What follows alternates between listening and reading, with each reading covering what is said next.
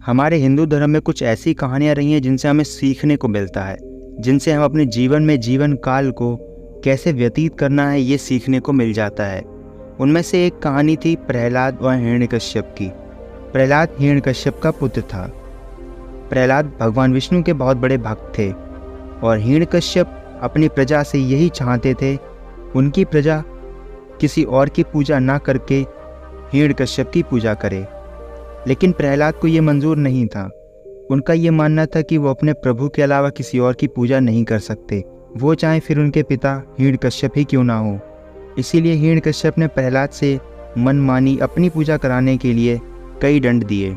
हिरण्यकश्यप ने प्रहलाद को पागल हाथियों के सामने फेंक दिया, पहाड़ से फेंक दिया, लेकिन हर बार श्री हरि विष्णु ने उनका साथ दिया और उनको बचा लिया। लेकिन जब प्रहलाद को होलिका माता के साथ अग्नि में समर्पित करने का आदेश मिला तो वहाँ पर भगवान विष्णु ने नरसिंह का अवतार लिया था, जिसमें वह आधे मानव और आधे सिंह थे।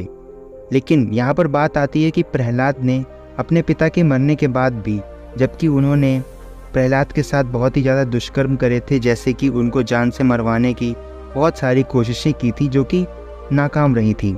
लेकिन प्रहलाद ने उनके मरने के बाद भगवान विष्णु से यही सवाल किया कि मेरे पिता की उन्नति हो जाएगी क्या, उनका जीवन चक्र सफल हुआ या नहीं।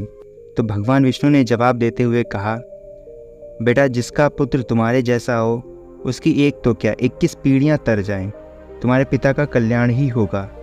तो सीखने को ये मिलता है कि प्रहलाद जिनके ऊपर बहुत सारे अत्याचार किए गए, जिन्होंने अत्याचार किए थे वो स्वयं उसके पिताजी थे, लेकिन उनकी मौत के बाद भी प्रहलाद ने अपने पुत्र धर्म को निभाया और उनके बारे में चिंता की, जबकि उन्होंने ही उसको कष्ट दिए थे।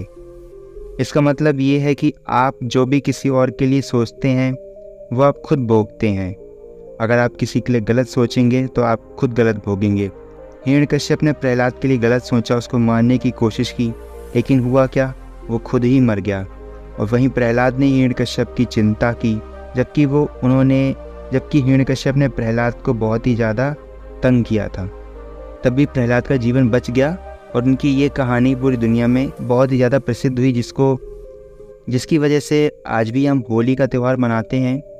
ऐसा नहीं है कि आप सबकी चिंता करो, लेकिन कम से कम जिनकी करो मन से करो। दिखावे के लिए किसी का साथ ना दो, किसी की चिंता ना करो, क्योंकि दिखावे का प्रेम सामने वाले से छुपा सकते हो लेकिन ईश्वर से नहीं छुपा सकते।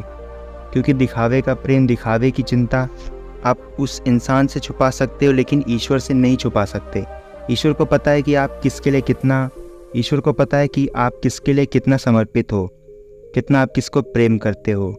तो हो सके दिखावे की दुनिया से बाहर आओ, सच्चाई की दुनिया में अपने आप को लेकर जाओ। जो आपके लिए बुरे हैं उनके मुंह पर उनको बुरा बोलो, लेकिन जिनसे आप प्रेम करते हैं उनसे बनावटी प्रेम ना करके सच्चा प्रेम करो।